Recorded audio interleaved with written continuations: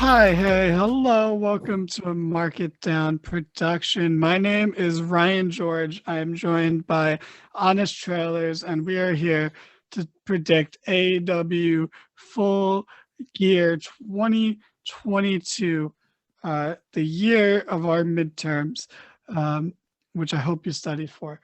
But we got a short card by AEW pay-per-view standards. It'll still be 13 hours long, don't get me wrong, but there'll be less matches. So take that for what you will.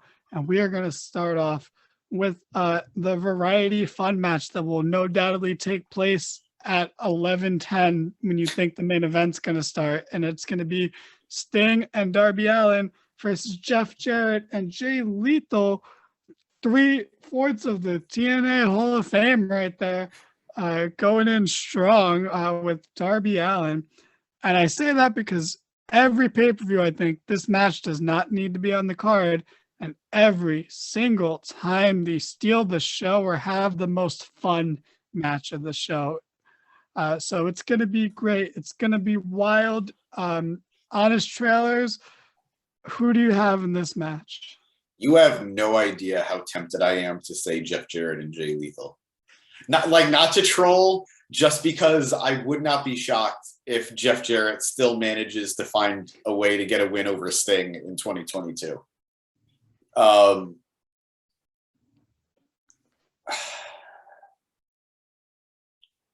going to go with my heart, which is Sting and Darby Allin. But eventually Sting is going to have to lose, right? Eventually. Yeah, but to Jay Lethal and Jeff Jarrett, that's way too many J's to be taking an L, you know? Jay Lethal really planted his flag for AEW. He just did that interview this week saying, unless they fire me or the company goes out of business, I'm never leaving AEW. Why was he threatening everyone? Like, what the hell? What did we do to deserve that? Jay Lethal's best served for, wrestling Ric Flair's last match over and over again. So wait, who are you going with again? I'm going to go with Darby and Sting, but I am fully preparing myself for the Jeff Jarrett reality. I mean, the only reason I would be more concerned about that, besides, the Jeff Jarrett of it all, is the AEW has just had a weird track record of booking decisions lately where if this was the time they lost, it would be dumb. But they might do it. But I'm also going to go with Sting, Darby Allin. It would be weird to have Sting be off TV for so long just to come back and lose. That would be like having your champion come back after being injured and then having him be squashed and lose the title to the interim champion as soon as he came back, It'd be something like that. But moving up the card to a match that I think should main event at Dynamite, but it's on the pay-per-view. It is Saraya versus Britt Baker in a fun little grudge match, a match that 5 months ago we couldn't have predicted happening, a match that 5 years ago we would have never predicted happening because AEW didn't exist yet. And who's Britt Baker 5 years ago? Genuinely, no idea. Was she even a wrestler 5 years ago? I have no clue. But this match, despite the weird builds and the weird face heel dynamics going on here, I think is going to be fun. I think this match is going to be sloppy. Set your expectations now, guys. It's not going to be a crisp, smooth, pretty match. It is going to be sloppy. There are going to be, but one thing I'm looking forward to, which is one of the reasons I'm glad there was 2 ways they could have gone about it. There's more than 2 ways because they went like way off the rail on it, but they could have either had Britt and the gang lay out Saraya to give that shock factor of like, oh, this is real, because she is cleared, but until she actually starts wrestling, taking bumps, hitting moves, it's not going to fully feel real. They could have done that where the crowd would be like, oh shit, this is real. They would have had that, but instead they're saving it for the match. So then when Saraya takes that first bump, the whole crowd, no matter who they're cheering for or rooting for or booing, the crowd's going to pause. They're going to have that ooh feeling like, oh, like the adrenaline's gonna wear off of the hype of her wrestling again, and she's gonna take a bad looking bump, and everyone's gonna cringe a little bit. And everyone's gonna be concerned. I mean cringe in the literal sense, not the slang sense. And it's gonna be great. But this match is not gonna be pretty. There probably is gonna be some botches, there's gonna be some ring rust. But I am invested in this match. It's weird because I think it's harder to predict than it should be. But who are you going for, honest trailers? I'm honestly. I don't get it. He's never said honestly. I don't know, actually. Maybe he has, but I'm going with Saraya, but I'm kind of thinking we're gonna get the double turn. I think we're gonna get Saraya cheating to beat Britt. I don't like that we've come to that so quickly, but if it happens, I'm okay with it. I just don't like that we're ready at that point. But I could see that. I don't know. See, my thing, I'm going to go with Saraya because I think this loss fuels Britt to cost Hayter, whether it's advertently or inadvertently later on in the night, and then lead to finally them feuding. And then you can turn Britt face after that. But otherwise, I was genuinely thinking you could just give Britt the win to make a statement and have that shock of, oh shit, like Saraya came in and lost. Because it's one of the few times where I think if she lost, it wouldn't be that big of a deal. And she could just get her win back at another point. And you could actually tell the story of like, the story that like Punk was going for of like, oh, like, can I still do this after all this time and all this ring rust? It's been so long. And can I, like, am I still capable of doing this? And I think losing early on is a good way to actually tell that story. But I don't know. I'm just gonna say Saraya here because I'm not super biased because Britt is one of my favorites as well. So they're actually pretty close for me. But I'm excited for this match for all of its flaws that it's gonna have. The fact that we're getting it is awesome. And I am ultimately just happy Saraya can wrestle again and happy that we're getting this match because this not only feels like I don't just feel happy for her, I feel happy for Britt too because now this is almost like a reward for her too. Like, hey, you've carried this company for so long. We're going to start throwing legends at you. We brought in a legend and we're immediately throwing it at you because you are our legend. So I think it's a win for everyone. I also theoretically like this just for the women's division as a whole. We're getting a non-title women's match with no tournament championship involved, no nothing. It's just a women's grudge match. Superstar versus pillar. And I think there's a lot to it. And God willing, there's part of me that wants to see either of these women go after the title afterwards, and they both just keep getting matches just so more women can get more stuff on the card. That's true, but like I've said before, you're bringing in a problematic ex-WWE person. I don't see any issue putting the title on them. But I don't either. I'm very okay with her getting the title. I'm just saying that if they don't immediately put the title on her, it works because, hey, more feuds for other people.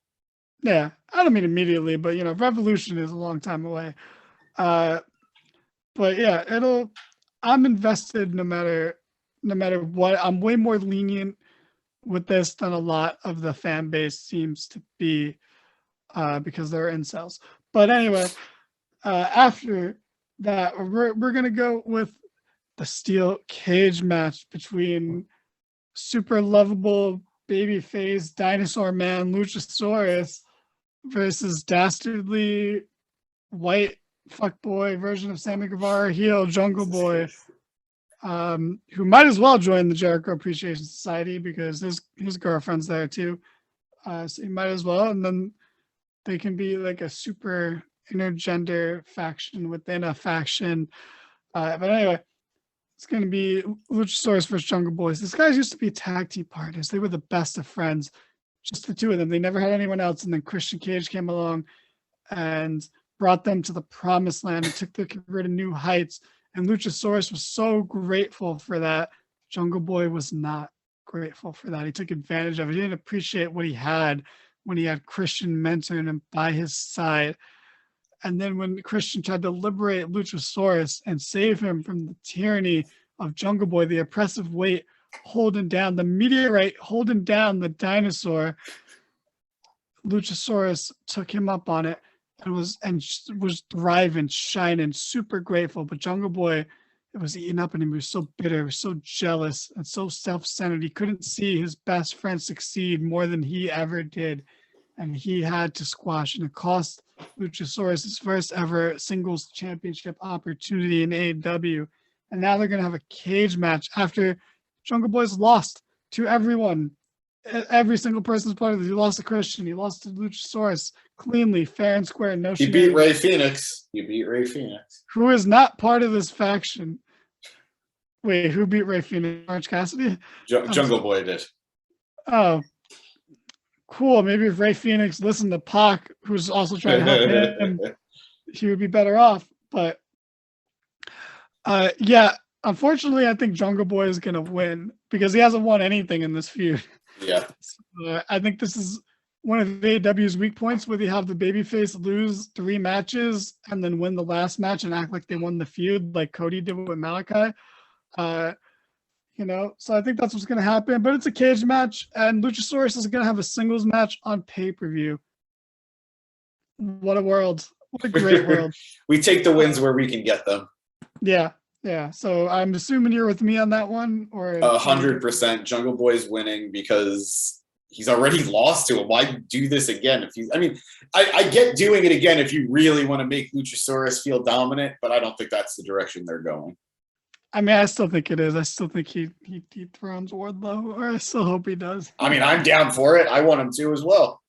But yeah, give Jungle Boy something. He needs something, I guess. He has been a little lost in the shuffle. The Christian injury really threw a wrench in the works, but I think they've handled it as well as possible considering that.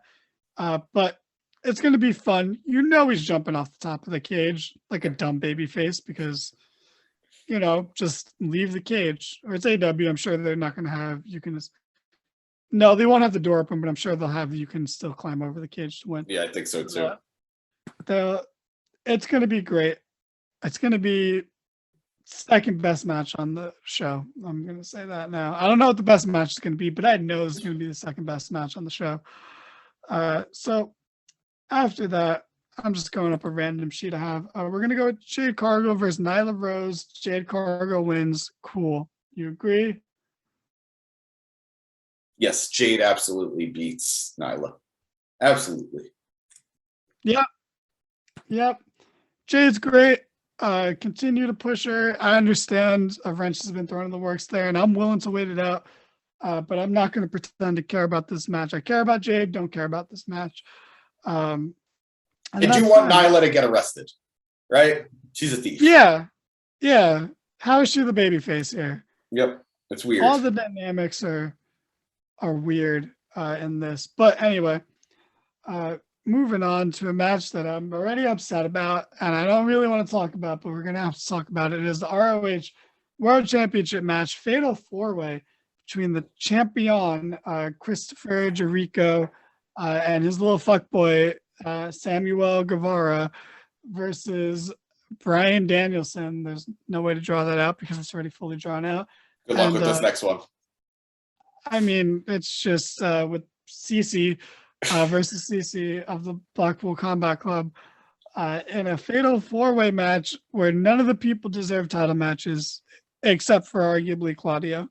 And it's gonna be upsetting. The match is gonna be superb. I have no doubt about it. It's 3 of the best workers in the company and Chris Jericho, who is still one of the best of all time. I don't mean that to shit on him, but he's just a lot older than everyone else in the match. So it's understandable. I'm actually excusing it. I'm not using it to disparage him. It's actually inspiring that he's still wrestling at his age with that much of a dad bod. But the match is going to be great, but it's just going to be depressing because it's another loss for Brian, and it's another pay-per-view loss, which he has never won on pay-per-view. He's won once on pay-per-view. First match, yeah, since the first, and that was a little disappointing despite being a really good match. Miro you're talking about, right? Yeah. Match was good. It never felt right. I think you actually put it on your match of the year list last year for AEW. Yeah. And I agree from a technical point, but I think that was one where the crowd didn't get it, and them being dumb and not getting it made it affected the match. Yeah. But I agree with you that it was a fantastic match. But it's another loss. Claudio's a victim of circumstances here, and Sammy's the most interesting part of the match for me personally, and what he does here is ultimately gonna be the only intrigue in this match, unfortunately, for me. But that being said, Chris Jericho is going to retain, in my opinion. He's going to hold on to this title, because why would you put it on him and take it off him before you have a TV deal? It doesn't make any sense. And the title run itself is good, and once the Blackpool Combat Club is out of it, I think the story is going to get good again. But for now, Jericho wins. Who do you have? I too have Jericho winning. I don't have him pinning Brian or making Brian tap or whatever. I have him beating Claudio. But I agree. I think the most interesting aspect of this match is going to be Sammy. Maybe they have him and Jericho sort of, have some tension. Maybe he tries to win it himself and it pisses Jericho off, which happens in every multi-man match where two bad guys are on the same, whatever. I'm bracing myself for just disappointment. A year ago, can you imagine thinking, oh man, I'm so ready for Brian to lose again? No, it's a shame, but the match is going to be great. The match is absolutely going to be great. And I got to say, the thing I'm most excited for is Brian versus Claudio. Yeah, I actually wish that was being held off on a little bit longer, but sorry, I see what you mean. We work late here at the Mark It Down podcast, people, for you guys, the fans. Yeah, it's fucking 11 a.m. in the morning. We're exhausted. But had a point, wanted to bring up. I lost it with the yawn, so I guess just move on. Real quick, Honest Trailers, you've been around, you've been on YouTube for a long time, like 15 years or so, probably. Me, Ryan George, of Pitch Meeting fame. I've only been on the scene for about 3 years now, and I think I've overtaken your niche on YouTube, and I think I do it better than you or Simmons. We're not even talking about that jabroni here, I think I'm the king of movie spoof parody review channels. I think I nailed it. I think getting that crown was super easy, barely an inconvenience, and I think you should have hung it up 5 years ago and just made way for the future, which is me. I guess I really don't have a question. I just wanted to talk about how pitch meetings are superior to Honest Trailers. I don't even disagree. Yeah. That's good. That's good that you're at least a little self-aware. I'm humble like Bryan Danielson. I'm putting over the younger talent. It's hard to sound humble when comparing yourself to like possibly the best technical wrestler of all time, but okay. Talking about niche YouTube channels is tight. Moving on to the most important match of the show by far. It is the tag team title match between the Acclaimed and Swerve in Our Glory. It is going to be great because they've had two fantastic matches so far, one of which we were there live for. Not together, we were both in the building, and that was great. We were there for the Acclaimed winning the tag titles. You can't say that, Chicago. You don't get everything, Chicago. You don't get anything anymore, okay? You were done. You were done as a wrestling city. Enjoy Dynamite next week. It's the last time you're ever going to get anything. You fucking bullshit town. Fucking bullshit city. Like, it's handed everything. And they're gonna get Colt Cabana and they're gonna like it. Yeah, you get your feel good, nostalgic, lower card fucking act, and you be grateful for it. That's all you're ever gonna get. That being said, I'd love to go to Chicago. It's a great city. Great city. Yeah. I have actually nothing against Chicago. Just I'm sick of them getting everything. But yeah, the Acclaimed super over, saving the tag team titles from the abysmal year they've had with Jurassic Express and the Young Bucks for like a month, and thank God not the Hardys. But the Acclaim, the feel good story of the homegrown team just grinding for 2 years, getting undeniably over. I think undeniable is AEW's word, but they became undeniable. They got their reward for it, and they are selling merch like crazy. This is one of the few times where White Hot Babyface was capitalized on and then followed up on. It's unbelievable. It's fantastic. Who do you have in this match? How great is this going to be? I'm very excited for this match. I love their first match. I love their second match. Personal bias because I was there. I think the first match was better. Yeah, and undoubtedly. I have high hopes that this third match will match that first match. I think they cared way more about the moment of winning than anything else, and that's all they needed. I have the Acclaimed winning. I have Swerve and Keith Lee finally breaking up. And I really just want to see Billy Gunn do something cool. I don't care if he helps them beat Swerve again. Fucking do it. Just do it. Famous or him, whatever you got to do. Scissor him while you do it. Just Billy Gunn needs to get involved, and I'm cool. This is what's going to happen, right? Swerve's going to be getting beat down a lot, and he's going to hit an enziguri to make some space, and he's going to crawl to his corner for a tag. But instead of Keith Lee being there, it's going to be Billy Gunn with the scissors out. I love it. It's going to be great. I also have the Acclaimed. I don't think it's set in stone. I do see a world where they put it back on Swerve in Our Glory so that they can drop it to FTR. But I think we're heading towards just have the two most over tag teams you've had in the entire run of the company. I don't even think that's debatable at this point. I think FTR and the Acclaimed are more over than the Lucha Bros, Jurassic Express, and the Bucks ever were. And I mean, you could argue Hangman and Kenny, but like they're not a tag team the way they are single stars. They were a tag team. They were a great tag team, but you don't think back as them as a tag team. You think of themselves as single stars.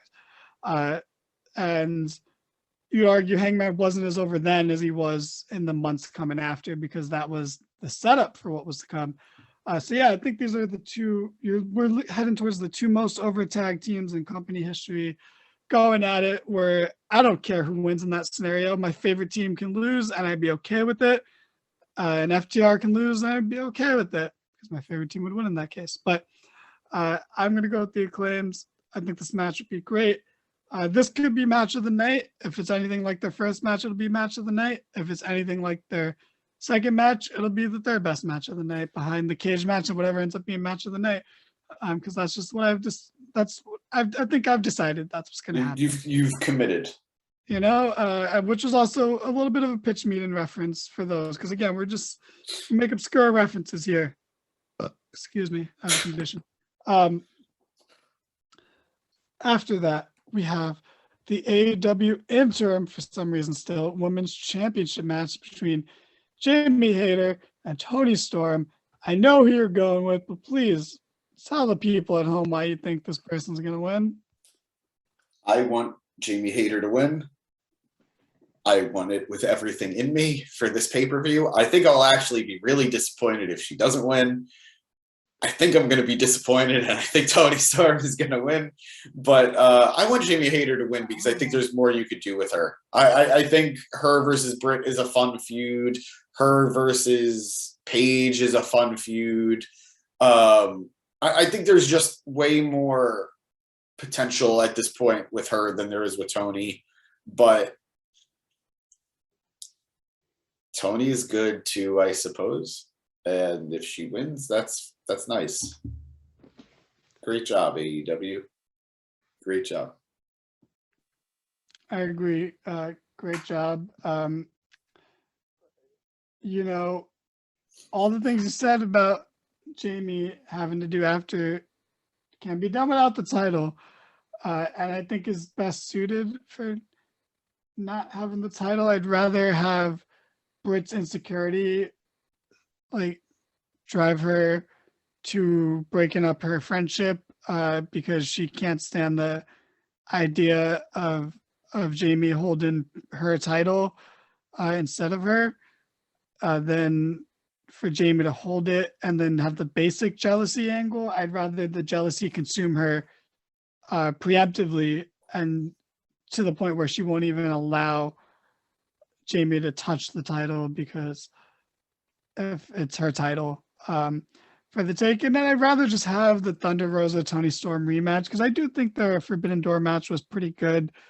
And I would just like to have that neatly wrapped up before you move on in any one direction. And also, I think Saraya is going to win. And how would Britt go for the title if she loses a pay-per-view match to someone who hasn't wrestled in 5 years, you know? Yeah. I think that would be silly logistically to do that. So I'm just going to go with Toni because I just want to see this title reign through. I want her to get the official title reign, and then we can go from there. It could end 2 days later for all I care. I just want to get that over with. Evilise was right about Thunder Rosa. I think she was fired unjustly. But, you know, that's whatever.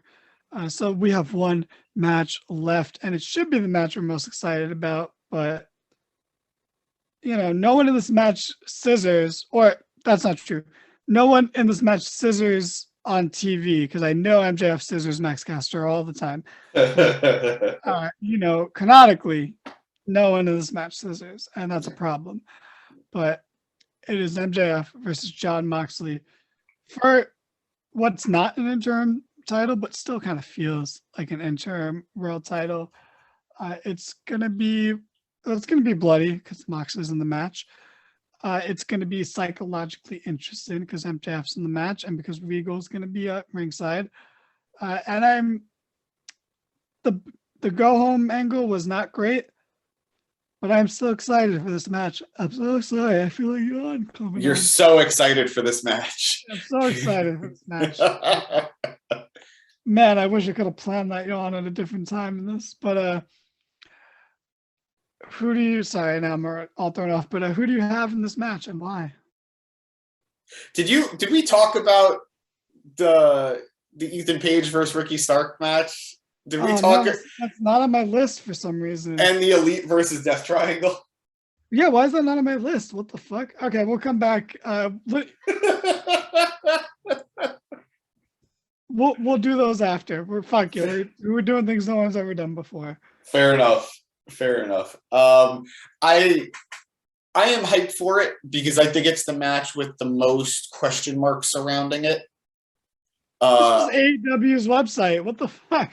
I mean, technically, I guess the other matches were like booked tonight, you know, so maybe they just haven't updated it. Tonight, it's like Friday night.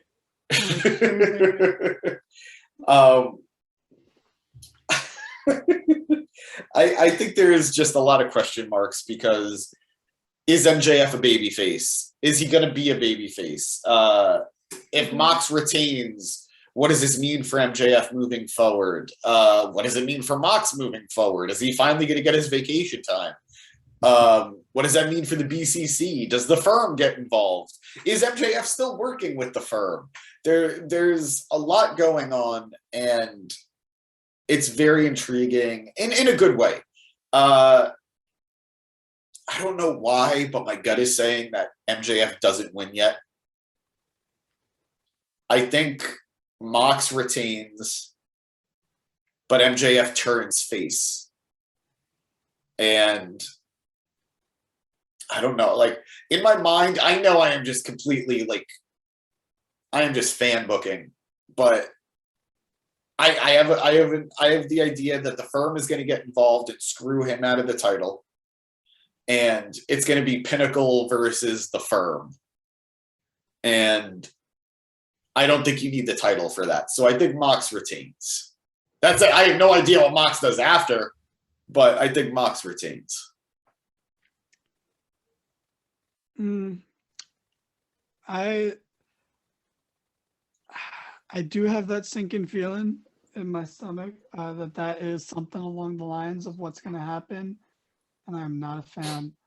I'm not a fan of it. I don't see the upside to that. I don't see the upside to having the firm on TV. First of all, I think they should just they should be fired for being bad, except for Ethan Page. Ethan Page should be on Dark and Rampage, but I don't understand how you can even put them on the screen at the same time as someone like MJF or Jon Moxley.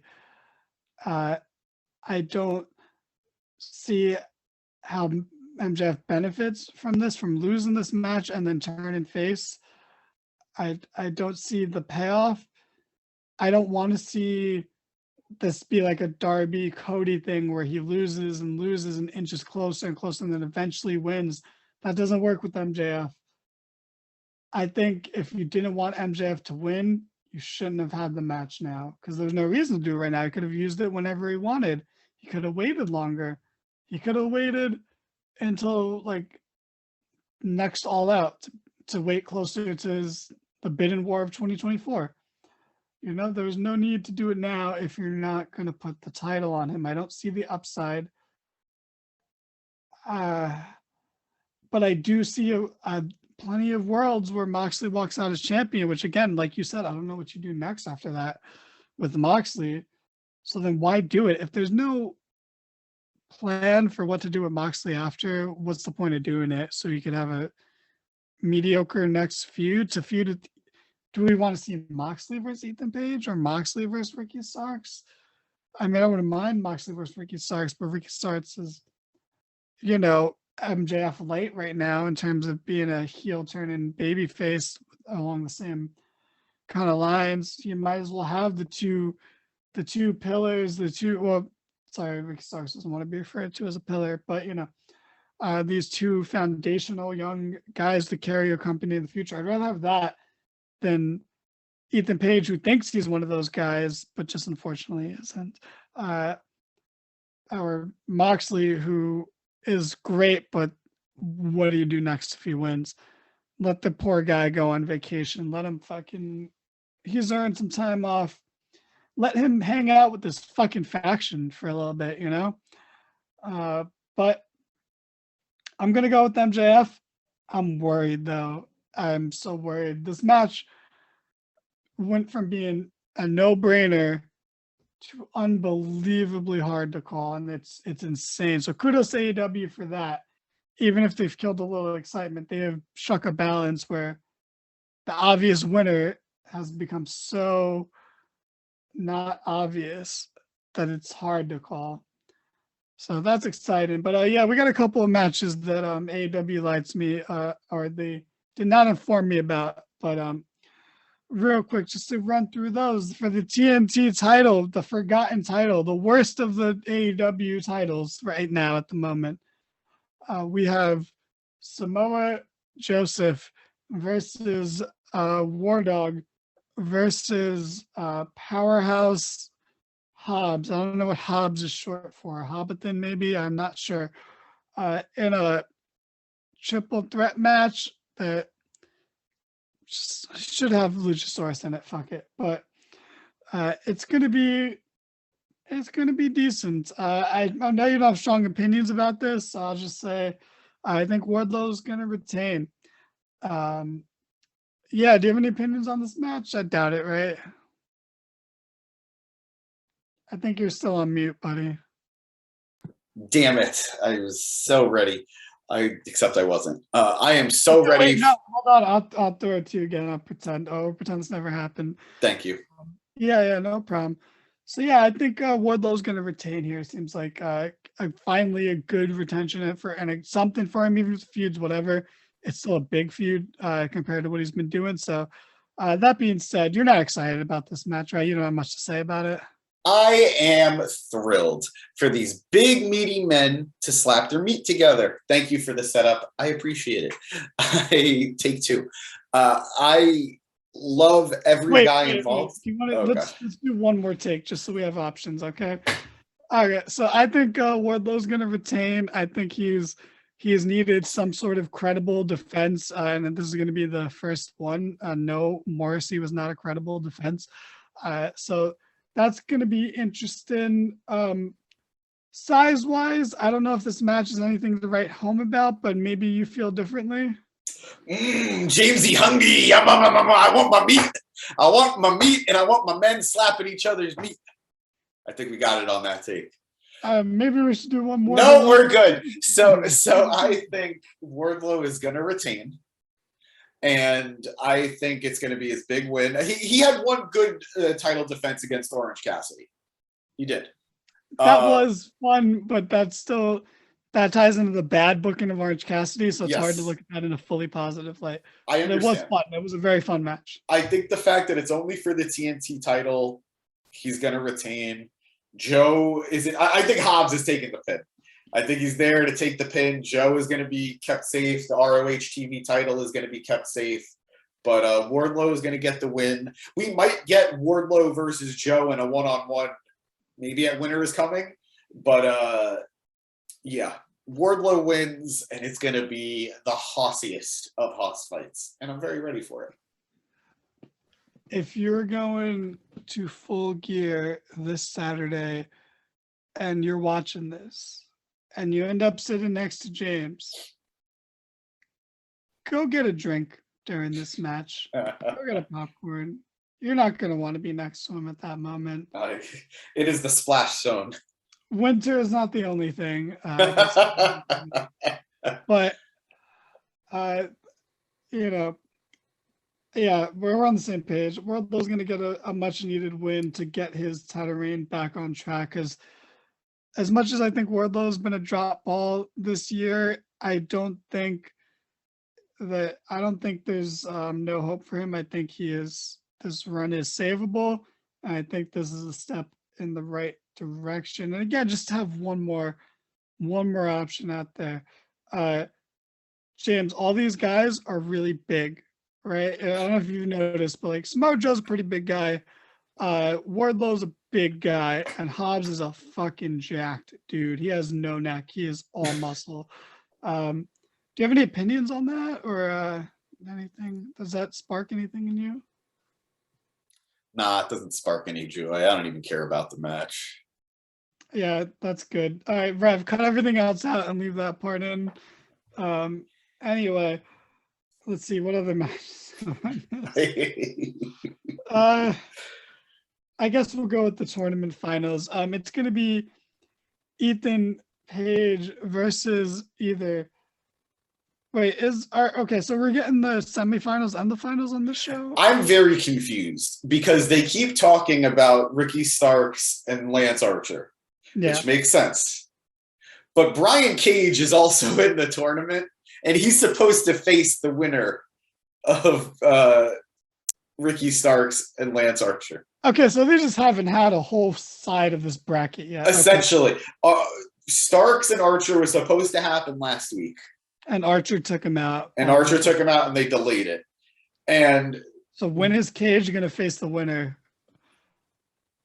Theoretically, they either do it earlier in the night, so whoever wins between Ricky Starks, he has to wrestle 2 matches, and he builds the babyface support. But this was weird. This was ugly.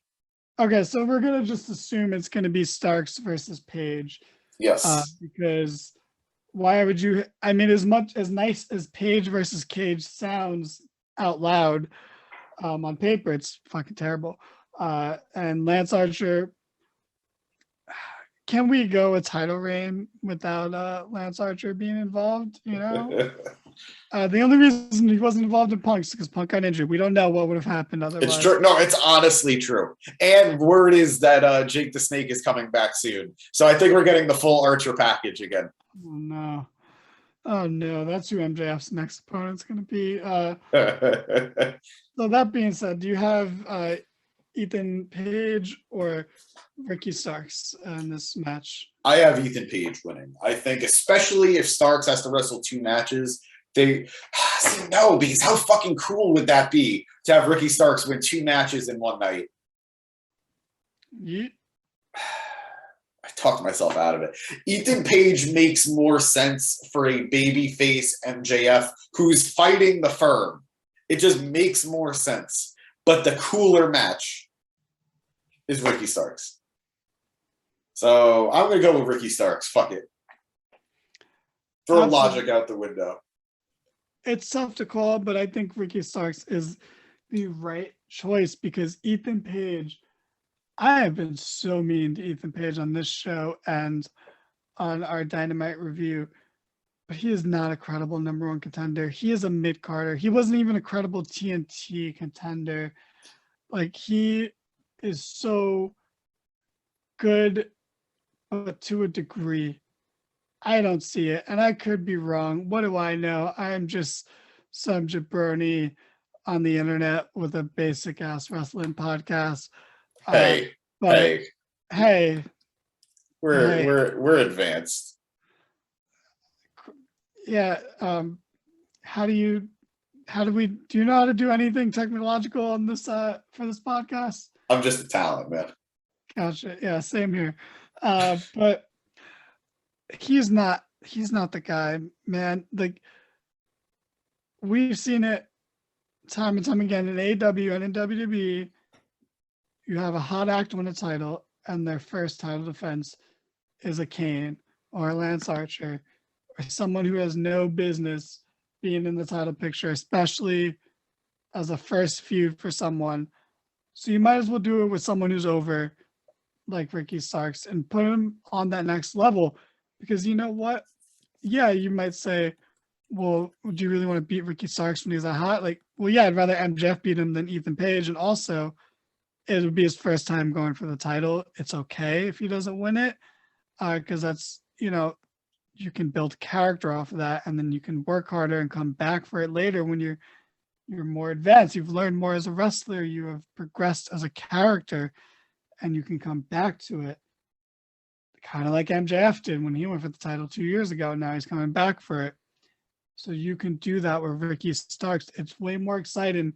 Ricky Starks is someone everyone's been waiting to go to the next level. Ethan Page is someone who people thought would be at the next level and has just never been there.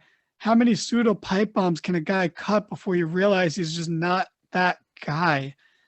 And again, I'm sorry, because Ethan Page, for all intents and purposes, is a super nice, nerdy guy and right up our alley, as someone we would get along with, because he probably has all the action figures you have behind you on your shelves as well. But he is not a main eventer. That's way too far of a jump up the card for him, and not a natural one like it would be for Starks, who organically has gotten over from just being, and I keep using this word for AEW lately, but undeniable. So Ethan Page has been nothing but denied.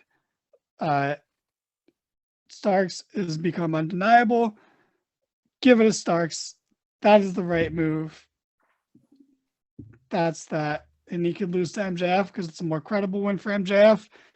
And it's just a more credible contender. And it'll make everyone look better, whereas no one will look better in an Ethan Page versus MJF match. And let's say Moxley wins, same thing applies. I want to see it becomes even more ridiculous. I can't buy Ethan Page as a credible contender to Moxley, especially. But anyway, I'm sorry, Ethan Page. Again, you seem so nice, man. I'm so sorry. But like, come on. You look like a used car salesman. But in our final match of the predictions, and not of the night, but of our predictions, it is the Trios Championship match. Oh boy, you know what's crazy is like the second most important title isn't even on the pay-per-view, the All-Atlantic Championship. The most important title is the tag titles on the show, but not the All-Atlantic title. We have the joke TNT title instead, and the weird ROH title, and the interim women's title. But anyway, it's going to be Death Triangle versus the deleted elite of Kenneth Omega, Matthew Buck, and Nicholas Buck. And it's going to be great. It's going to be fantastic. Hopefully there's some CM Punk chance. Hopefully there's some Larry chance. Hopefully there's no Ace Steel chance. Hopefully Brandon Cutler is back. That's the big return that we're all been waiting for. I'm pretty sure he already returns. On TV though? On Dark. Let's stop talking about Dark like it's canon. It's not. It's bullshit. Dark is fake news, but it is propaganda by Tony Khan to make you believe that guys like Ethan Page could challenge for titles. This match is going to be. I assume you have the Elite winning. Absolutely. Absolutely. Any reason, or is it just bias? I will never bet against Kenny Omega. Bryan Danielson, it's a safe bet to bet against. Kenny Omega, it's a safe bet to bet for. Yep. I mean, it is partly his company after all. Not that he's ever acted like a CEO or anything, but he is one. They're probably going to win. I want Death Triangle to win because I just think it'd be more interesting, but the Elite are going to win because they were the champions and Death Triangle didn't even advance in the fucking tournament. But match should be good. It should further Death Triangle's split, and it'll give us some sort of indication as to what is going to happen with the Elite. I guess, fun question. Are they going to be cheered or booed? I think they're going to get a big cheer when the music hits and they walk out, but I wouldn't be shocked to see them get some boo. Like, Chicago is going to be fun. They are going to get booed in Chicago. But I think they're going to get like an 80% warm reception. I think because it's New York, or I'm sorry, Jersey. I guess we absorb Jersey as part of ourselves sometimes, But I think because it's near us, they're going to get cheers. That's propaganda from the World Wrestling Entertainment. Seriously, I have been brainwashed to think that Jersey is just another borough. I mean, if you want to say it like that, I'll take it, because then that's the downgrade Jersey deserves. And yeah, we're kind of basic and we fall into the typical tribalism of New York versus everywhere, honestly. But other places suck. That being said, it'll be fun. It'll be interesting. I'm sure you're going to lead the way in the CM Punk chants, but hopefully Rev joins in. Hopefully the Boy Scout joins in with you. I don't think so. I don't think so this time. Because he's too much of a Boy Scout. I think so. He's too pro AEW that he'll boo CM Punk. Crazy talk. What a show. What a show. Booker T, Reverend. Oh man. I want to bust his balls, but I think that's taking it too far. He is a less crazy version of Booker T. But yeah, that being said, let's give Chad and Rev's predictions real quick. We're going to run down it real quick for the World title match. Rev has Moxley. Chad has Dean Ambrose. For the finals, Chad obviously has Lance Archer. He fears the inevitable. He's just getting it over with. Rev has Ethan Page because they look like they would drink beers together or something. I don't know. Has Ethan Page ever drank a beer? I don't know. For the tag title match, they both have the Acclaim because they're not squares. For the interim women's title match, Rev has Tony Storm, Chad has Jamie Hayter. We're very split here at the Market Down podcast. For the ROH World title match, everyone has Chris Jericho. Chad has Bryan Danielson being pinned.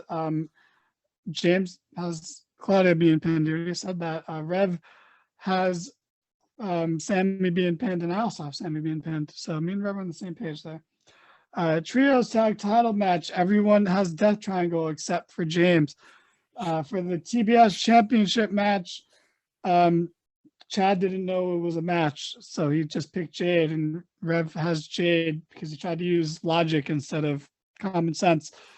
For the TNT title match, Chad has Samoa Joe because he's still brainwashed by NXT. Rev has Wardlow because he still thinks Wardlow has had a good run for some reason. For the steel cage match, everyone has Luchasaurus because they're not marks, and they see things clearly from a level-headed, unbiased perspective. For the Saraya vs. Britt Baker match, Chad has Britt Baker because he's just likes to hate on all the women coming in from WWE now. That's his whole gimmick. Rev has Saraya because of bonk reasons. And for the tag match, everyone has Darby and Sting because even in a world where I'm making predictions to make them look bad, no one's dumb enough to bet against Darby and Sting anymore. And that is Rev and Chad's predictions. Thank you guys so much for tuning in. James and Rev and Chad will be at the show, and they will be taking videos and pictures and posting them to all of our social media. So check us out on all of those accounts, and then maybe check us here. Maybe I'll do a review of the show. Maybe Eric will join me. Probably not, but we'll see. Maybe James and Rev will do it live from the parking lot, and they'll get some interaction from the Market Down Milky Way. But we'll see. It'll be a long show, short by AEW's painfully long standards, but still like 5 hours for some reason. But it'll be okay. It'll be a fun show. The matches will be good, even if it's not the most exciting card they've put together. Everyone have fun. Be nice to animals. Don't drink and drive. Stay Usi, but not Jimmy Usi. Be Jay Usi or Sammy Usi, but or Solo Usi, but not Jimmy Usi. And yeah, that's it. Have a good day. Go vote last week. Fall's the best season. Any final comments? Summer guy here. There's no way you sweat too much. I assume. I like it. If I could sleep in a puddle, I would. It's air conditioners are the worst. So why do you like summer? What? I like it. I like feeling hot. Fall's the best. Fall's the best 2 weeks of the year. That being said, have a good night, everyone. Any final comments, James? Come check us out as we go live after the show. Yeah. Tight. Okay, then. Let me get off that thing. Wow. Super easy. Barely an inconvenience. I think I hit all the trademarks and timestamps. So yeah, have a good night, everyone. Get out.